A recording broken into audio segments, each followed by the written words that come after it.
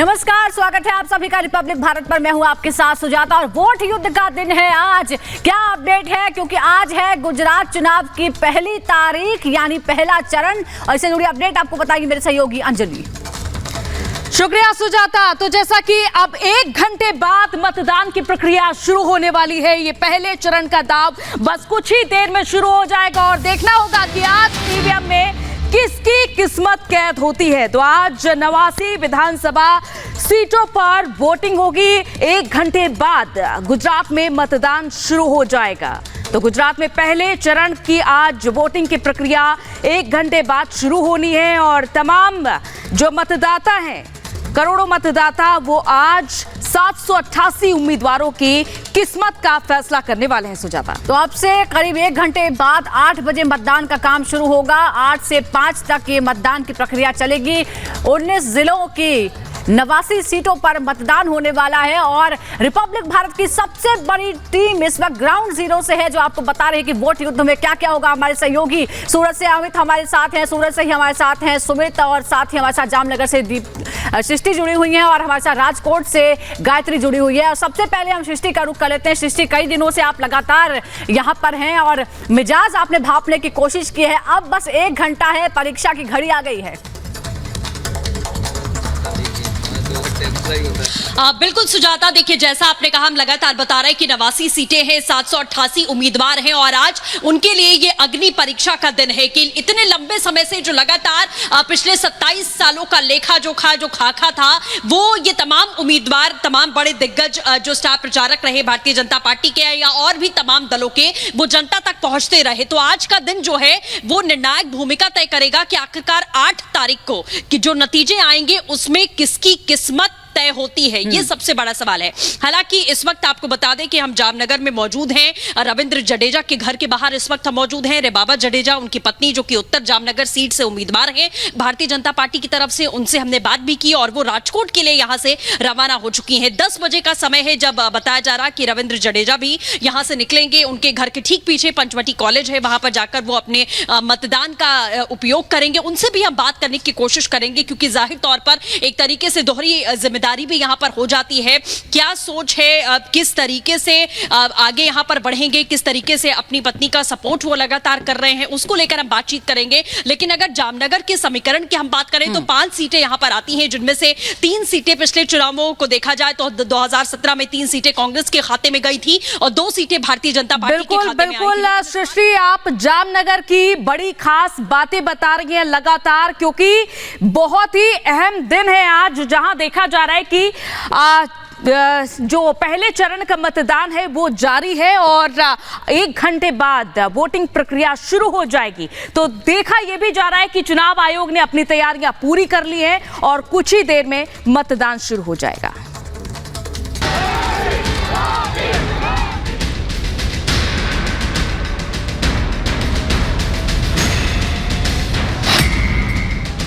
गुजरात के चुनावी दंगल में अब वो वक्त आ गया है जिसके लिए तमाम पार्टियों ने प्रचार में अपनी ताकत झोंक दी। सत्ता में बने रहने से लेकर सरकार बनाने तक के सियासी समीकरण साधे गए। लेकिन अब समय है जनता का, जब जनता अपने वोट की ताकत से किसी राजनीतिक दल का राज तिलक करेगी। गुजरात में पहले चरण की वोटिंग में बहुत ही कम वक्त बचा है। निर्वाचन आयोग के अनुसार गुजरात की 89 सीटों पर पहले चरण में वोटिंग होनी है। 89 सीटों पर 2,39,76,670 मतदाता हैं। 25,434 मतदान केंद्रों पर वोटिंग करवाई जाएगी। 70 महिलाओं समेत पहले चरण में कुल 788 उम्मीदवार मैदान में हैं। पिछले 27 साल से गुजरात की सत्ता पर बीजेपी ही काबिज है। हर बार कांग्रेस विपक्षी पार्टी के तौर पर कांग्रेस के सामने होती है, लेकिन इस बार आम आदमी पार्टी की भी एंट्री हो गई है। इससे समीकरण बदलने के भी आसार हैं। पहले चरण की 89 सीटों पर बीजेपी के 89 उम्मीदवार हैं, तो कांग्रेस के भी 89 उम्मीदवार हैं। लेकिन आम आदमी पार्टी ने सिर्फ 88 सीटों पर उम्मीदवार उतारे हैं। तो वहीं ओवैसी की पार्टी AIMIM के भी 6 उम्मीदवार पहले चरण के चुनावी मैदान में हैं। हालांकि चुनावी मशीन कहे जाने वाली बीजेपी ने इस चुनाव में पूरी ताकत झोंक दी है। खुद प्रधानमंत्री मोदी ने गुजरात में सिर्फ 30 दिनों के अंदर 6 ताबड़तोड़ दौरे किए और कई रैलियां कर बीजेपी के पक्ष में माहौल बनाया। सारे सर्वे कह रहे हैं कि गुजरात के अंदर फिर से भाजपा की सरकार बनेगी। विगत 5 साल बीजेपी के नेतृत्व में डबल इंजन की सरकार काम की है गुजरात के अंदर। अगले 5 साल बीजेपी के नेतृत्व की सरकार आने वाली है, कोई संदेह किसी को नहीं है। मोदी के चेहरे पर बीजेपी फिर सत्ता में वापसी की सोच रही है, तो उधर कांग्रेस भी अपना दम भर रही है। लेकिन गुजरात में इस बार विधानसभा चुनाव काफी दिलचस्प होने जा रहा है, क्योंकि पहली बार त्रिकोणीय मुकाबला देखने को मिल रहा है। बीजेपी कांग्रेस के अलावा इस बार चुनावी मैदान में केजरीवाल की आम आदमी पार्टी भी ताल ठोक रही है। पंजाब चुनाव जीतने के बाद आम आदमी पार्टी ने गुजरात में पूरी ताकत लगा दी, लेकिन केंद्रीय गृह मंत्री अमित शाह ने दावा किया है कि आम आदमी पार्टी का खाता भी नहीं खुलेगा। बहुत अच्छा माहौल है, भारतीय जनता पार्टी के पक्ष में माहौल है और हम बहुत अच्छे बहुमत के साथ फिर से एक बार सरकार बनेगी। प्रत्याशित मार्जिन के साथ इस बार जीतने जा रहे हैं। ये दावा सिर्फ बीजेपी ही नहीं, कांग्रेस भी कर रही है। लेकिन पिछली बार बीजेपी को कड़ी टक्कर देने वाली कांग्रेस का प्रचार अभियान में इस बार वो धार दिखाई नहीं दी। यानी हर पार्टी के अपने दावे हैं, सभी जीत का दम भर रहे हैं, लेकिन पहले चरण के लिए उम्मीदवारों की किस्मत अब से कुछ ही वक्त बाद ईवीएम में कैद होना शुरू हो जाएगी। लेकिन जनता किसकी झोली में जीत डालेगी, ये तो 8 दिसंबर को ही पता चलेगा। Bureau report, Republic Bharat. तो बस करीब 50 मिनट बाद 89 सीटों के लिए मतदान का काम शुरू हो जाएगा और हमारे तमाम सहयोगी ग्राउंड जीरो से मौजूद हैं और बता रहे हैं कि क्या हालात हैं। सूरत से हमारे साथ सुमित जुड़े हुए हैं, उनके पास चलते हैं। सुमित, यूं तो बीजेपी की पकड़ ज्यादातर क्षेत्रों में मजबूत ही रही है, लेकिन सूरत जो है वो गढ़ रहा है। किसी भी तरह का माहौल हो, हमेशा वहां से बीजेपी को समर्थन हासिल हुआ है। किस तरह का माहौल आप देख रहे हैं चुनाव से पहले आज? देखिए, अभी क्योंकि हम इस वक्त मौजूद है, गृह मंत्री है जो गुजरात के हर्ष सांघवी उनके घर के बाहर मौजूद है। लेकिन अगर जो इसका सियासी समीकरण का आपने जो है वो जिक्र किया है, सियासी समीकरण के लिहाज से 2017 को याद करना होगा, क्योंकि सूरत की अगर हम यहाँ पर देखेंगे पाटीदार का जो है वो गढ़ रहा है और सबसे ज्यादा उस वक्त में एक माहौल बनाया गया था। उस वक्त एक स्थिति बनी थी कि 2017 का जो चुनाव है उसमें बीजेपी को नुकसान हो रहा है और क्योंकि पाटीदार का गढ़ है और सबसे ज्यादा नुकसान यहाँ पर होगा। एक ऐसा परसेप्शन उस वक्त बना, इसमें कहा गया कि पूरे गुजरात के अंदर बीजेपी अच्छा कर जाएगी, लेकिन यहाँ ऐसा नहीं होगा। लेकिन सूरत क्या हुई थी? सूरत ये हुई थी 16 विधानसभा सीटें और उसमें से 14 विधानसभा सीटों पर जो है बीजेपी ने जीत हासिल की थी। और अभी तक के जब से बीजेपी लगातार यहाँ पर 27 साल वो अपनी जो है सत्ता में है, उसमें जो सबसे खराब प्रदर्शन रहा है बीजेपी का वो 99 का रहा है उस वक्त में। हालांकि बाद में उपचुनाव के बाद जीत कर ये आंकड़ा जो 111 के करीब यहाँ पर पहुंच गया। लेकिन अब इस बार ऐसा माहौल नहीं है। ऐसा किसी भी तरीके का विपक्ष की बात करें, आम आदमी पार्टी की यहाँ पर बात करें जो एक थर्ड फैक्टर के तौर पर कह रहे, कोई ऐसा परसेप्शन वो नहीं घड़ पाए हैं। और बीजेपी भी लगातार आम आदमी पार्टी को जिस तरीके से बहुत ज्यादा सीरियस नहीं ले रहे, वो बार बार कहते हैं कि वो एक फैक्टर है ही नहीं। उसकी एक वजह है, वजह यह है कि कहीं ना कहीं बीजेपी के जहन में कि जितना नुकसान उस वक्त में पाटीदार आंदोलन ने किया, वैसा नुकसान तो कम से कम आम आदमी पार्टी यहां पर नहीं कर सकते। और अभी हाल ही में सूरत में इस तरीके से प्रधानमंत्री नरेंद्र मोदी बिल्कुल सुमित, आप तमाम बड़ी जानकारी दे रहे हैं। अमित का रुख कर लेते हैं। अमित, सीआर पाटिल के आवाज से हमारे साथ जुड़े हुए हैं। क्या देखा जा रहा है अमित, इस बार किसका ज्यादा यहां पर वर्चस्व नजर आ रहा है? क्योंकि लगातार देखिए, अगर सूरत की बात की जाए तो अमित भी अभी बता रहे थे कि यहां पर लगातार बीजेपी का ही दबदबा रहा है। देखिए अंजलि, दो अहम बातें। पहली है कि साउथ गुजरात की जो सूरत सीट है बहुत अहम है। पिछली बार कुल 16 विधानसभा सीटों में से 15 बीजेपी ने दर्ज की थी। सीआर पाटिल कहने को प्रदेश अध्यक्ष है लेकिन सुपर सीएम कहे जाते हैं। इस बार विजय रूपाणी तमाम जो बड़े दिग्गज थे उनका जब टिकट कटा और मैंने सीआर पाटिल से बात की तो उन्होंने कहा कि उन्होंने स्वेच्छा से यह बात कही है कि उन्हें चुनाव नहीं लड़ना। 788 उम्मीदवार मैदान में है और यहां पर जो माहौल है, देखिए पाटीदार आंदोलन जब 2017 में हुआ उसके बाद से बीजेपी यहां बहुत मजबूत होकर उभरी है। और अभी भी यहां पर जो, क्योंकि अर्बन इलाका है, दुनिया का सबसे बड़ा टेक्सटाइल एक्सपोर्टर सूरत है, सबसे महंगे और बेशकीमती हीरे यहां तराशे और बेचे जाते हैं तो ये एक अर्बन इलाका है जहां पर एक पढ़ा लिखा तबका रहता है। ऐसे में वोटिंग पैटर्न ये बताता है कि जो एजुकेटेड लोग हैं, जो पढ़े लिखे लोग हैं, वो बीजेपी के पक्ष में वोट करते हैं क्योंकि उनको लगता है कि बीजेपी के आने से डेवलपमेंट होगा। लेकिन ये मजबूत गढ़ है सूरत। हर्ष सांघवी जो मजूरा विधानसभा सीट है वहां से वो एमएलए हैं और यहाँ पे होम मिनिस्टर भी है। लेकिन बड़ी बात यह है कि सीआर पाटिल को बहुत बड़ा रणनीतिक कहा जाता है बीजेपी के अंदर। 2.5 साल से वो पार्टी की कमान उनके हाथ में, और उन्होंने इस बार जो टिकट बंटवारा हुआ, भले उन्होंने कहा है कि उसमें उनकी दखलंदाजी नहीं रही है। बिल्कुल अमित, लेकिन हमने देखा है कि सियासी बवंडर में कई धुरंधर जो हैं वो बह जाते हैं और कईयों को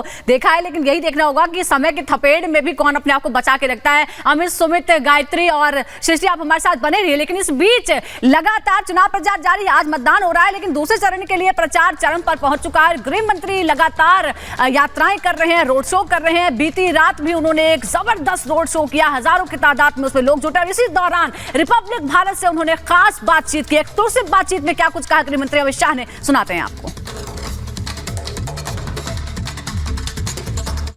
आपकी रैली हो या रोड शो, माहौल ऐसा ही रहता है, लेकिन इस बार गुजरात का चुनावी माहौल क्या कहता है? बहुत अच्छा माहौल है, भारतीय जनता पार्टी के पक्ष में माहौल है और हम बहुत अच्छे बहुमत के साथ फिर से एक बार सरकार बनेंगे। लेकिन इस माहौल के बीच आप कांग्रेस और आम आदमी पार्टी को कहां देखते हैं सर? देखिए, मेरा किसी भी पार्टी के लिए टिप्पणी करना ठीक नहीं है, मगर हम अप्रत्याशित मार्जिन के साथ इस बार जीतने जा रहे हैं। गुजरात में Bharatiya Janata party anti radicalisation act को लेकर, सेल को लेकर बात कर रही है, इसे क्या अब राष्ट्रीय स्तर पर देखने को मिलेगा?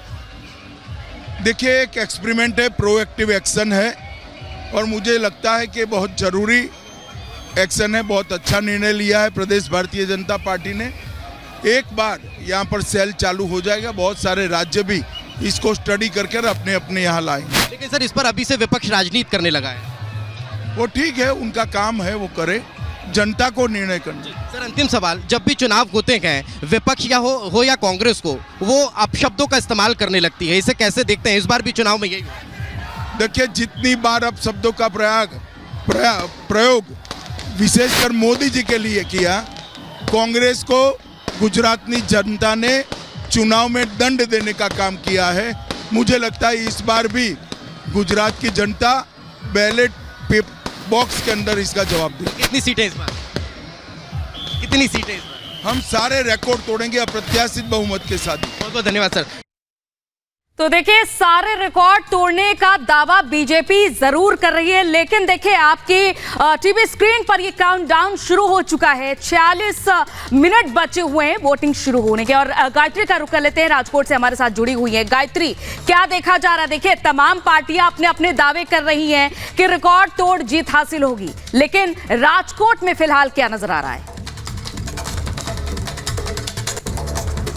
बिल्कुल अंजलि, अपने दर्शकों को बता दें कि राजकोट, जिसको रंगीला राजकोट भी कहा जाता है, क्योंकि यहाँ हर प्रांत के लोग यहाँ पर काम रोजी रोटी के लिए पहुंचते हैं और ये सौराष्ट्र की राजनीतिक राजधानी में हम मौजूद है, यानी राजकोट पश्चिम में, जिसे वीवीआईपी सीट माना जाता है। विजय रूपाणी यहीं से मौजूदा विधायक है। हालांकि इस बार दर्शिता शाह को यहाँ से टिकट दिया गया है, लेकिन सबसे बड़ी बात यह है कि इस सीट की खासियत है कि 32 साल से बीजेपी को यहाँ कोई हरा नहीं पाया। यहाँ पर स्ट्रॉन्ग होल्ड माना जाता है। और आपको साथ ही ये भी बता दें कि बीजेपी यहां को लेकर राजकोट की अगर हम बात करें तो ज्यादातर सीटें बीजेपी के खाते में, 6 सीटों पर बीजेपी काबिज है। हालांकि एक सीट की अगर बात करें कांग्रेस में थे, वो कांग्रेस ने जीती थी, लेकिन जो कांग्रेस के विधायक थे वो बीजेपी में शामिल हो गए थे। यहां की अगर बात करें तो तकरीबन 3.25 लाख से ज्यादा मतदाता हैं जो आज अपने मताधिकार का इस्तेमाल करेंगे। विजय रूपाणी यहां से मौजूदा विधायक है और आपको याद होगा ये सीट इसलिए खास है क्योंकि 2001 में जब नरेंद्र मोदी को यहां की मुख्यमंत्री की कमान सौंपी गई थी, तो आपको याद होगा 2002 में जब उपचुनाव हुए थे तो यहीं से पहली बार विधानसभा का चुनाव नरेंद्र मोदी ने लड़ा था। यानी इस सीट की अगर बात करें तो दो मुख्यमंत्री ये सीट दे चुकी है। विजय रूपाणी से भी हम बात करने की कोशिश करेंगे, उनके घर के ठीक सामने हम यहाँ पर मौजूद हैं, अभी अंदर मौजूद है। उनकी पत्नी अंजलि रूपाणी ने कहा कि 8:30 बजे के करीब विजय रूपाणी यहाँ से वोट डालने के लिए पहुंचेंगे। लेकिन हमने लोगों से जो बात की है, अंजलि, सुजाता, लोगों से जब हमने बात की तो हालांकि इससे पहले माना जाता कि एंटी इनकम्बेंसी फैक्टर अगर कहीं दिख रहा है तो गायत्री, हम वापस लौटेंगे आपके पास में। जिस तरीके से आप लगातार लगातार जानकारी दे रही हैं गायत्री, अमित, सुमित और अब लगातार स्टूडियो से हमारे साथ मौजूद हैं। लेकिन ग्राउंड जीरो से रिपब्लिक भारत की एक बड़ी टीम इस वक्त आपको गुजरात मतदान को लेकर जो पहला चरण है एक अपडेट आपको दे रही है, तमाम उन वीआईपी सीट्स का समीकरण बता रही है और इस बड़ी कवरेज पर लगातार दिन भर हम बने रहेंगे। पल पल की अपडेट रिपब्लिक भारत आपके लिए